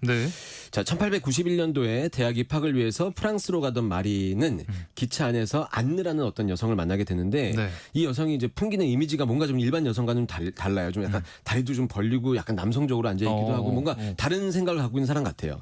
그러면서 이제 약소국 폴란드 사람으로서 그리고 여성으로서 이 시대를 살아가는 것에 대한 얘기를 하면서 서로 깊이 공감하게 되면서 친구가 됩니다. 자, 그리고 각자가 갖고 있는 꿈을 이루기 위해서 열심히 이제 각자의 길을 가게 되는 거죠. 자, 그러면서 마리는 한쪽에서 자기의 꿈을 이루기 위해서 열심히 연구하게 되고 또 안느는 자기의 꿈을 위해서 또 열심히 일하게 됩니다. 그렇게 세월이 지난 다음에 결국 라듐을 발견하게 된 마리는 남편 피에로와 함께 노벨상을 받게 되고 안느는 라듐 시계 공장에 취직하면서 자기의 꿈을 위해서 한 발짝 가까이 가게 되는 거죠. 이후에 마리는 이 라듐의 의학적 활용 가능성을 발견하고 더 연구를 계속하게 되는데 근데 이때 라듐 그 시계 공장에서 직공들이 알 수 없는 이유로 죽음을 맞이하게 되는데 똑똑했던 안느가 여기에는 이제 공장에서 회사 측에서 뭔가 숨기는 것이 있다는 것을 알게 되면서 이걸 파헤쳐 나가기 시작하죠.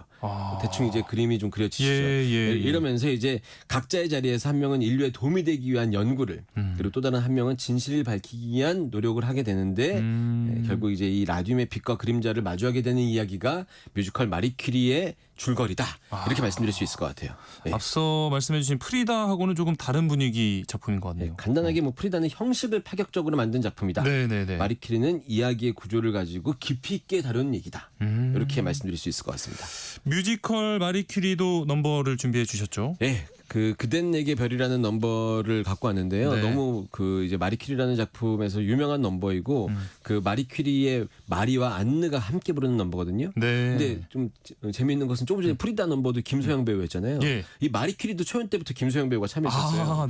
그래서 김소영 배우와 그다음에 안느 역할을 맡았던 김이어라 배우의 목소리로 준비했습니다. 근데 이제 뭐 끝나는 마당에 꼭 말씀드리고 싶었던 건 두 작품 모두 국내에서 만든 창작 공연인데 여성의 서사를 다룬 작품이고 그리고 해외에서 공연된다고 하면은 해외에 있는 관객들도 다 알만한 인물을 다룬 작품이라서 우리나라 뮤지컬이 전 세계로 글로벌화 되게 좀 뻗어나갈 수 있는 그 좀 이렇게 그 가능성을 보여주는 작품이라서 좀 뿌듯해지는 뮤지컬들이거든요. 이런 부분 좀 생각해서 봐주시면 좋을 것 같습니다. 공연을 소개하는 시간 목공소 오늘 소식 여기서 마무리하겠습니다. 지금까지 랑 안영수 대표와 함께했습니다. 고맙습니다. 감사합니다. 세상의 모든 정보 여기서 마무리하고요. 모바일 쿠폰 당첨자는 홈페이지 공지사항에서 확인하시기 바랍니다.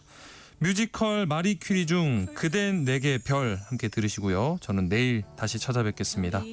행복한 오후 보내세요. 아나운서 임지웅입니다. 수많은 별들 사이를 헤맬 때 내가 너의 곁에 있어줄게. 밝고 푸른 그 별 하나 넌 항상 나였어. 너의 꿈이 나를 설레게 했어. 난 항상 너였어. 내 손을 잡은 너를 따라 멀리 뛰어도 조금도 숨차지 않아.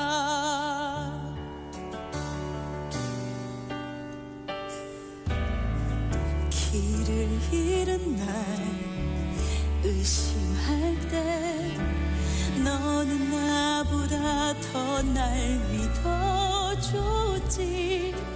내겐 언제나 넌 크고 환한 별. 너의 믿음이 날 어디든 가게